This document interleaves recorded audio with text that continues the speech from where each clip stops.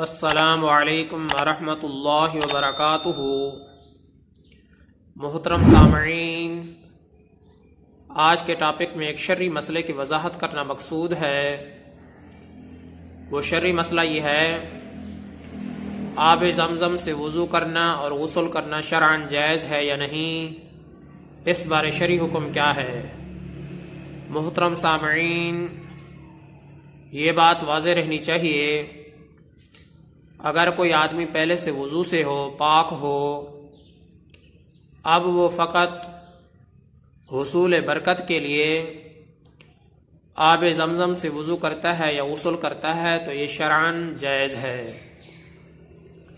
لیکن اگر آدمی پہلے سے ناپاک ہے، مثلاً وہ بے وضو ہے یا کوئی آدمی حالت جنابت میں ہے، جنبی آدمی آب زمزم سے وضو کرنا چاہتا ہے یا غسل کرنا چاہتا ہے تو ایسا کرنا شرعاً مکروہ ہے۔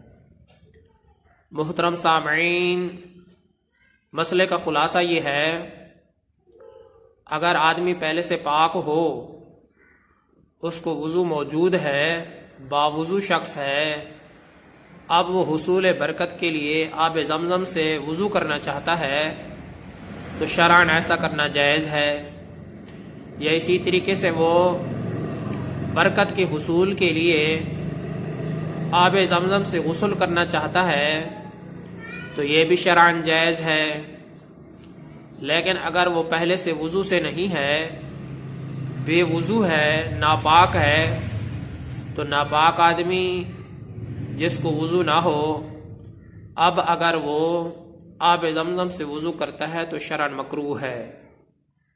یا اسی طریقے سے اگر حالت جنابت میں ہے، جنبی آدمی آب زمزم سے غسل کرتا ہے تو یہ بھی شرعاً مکروہ ہے۔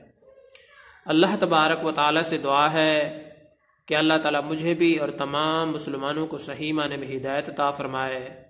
میں آپ سب کی دعاؤں کا طلبگار ہوں۔ محمد ثناء اللہ فاروق۔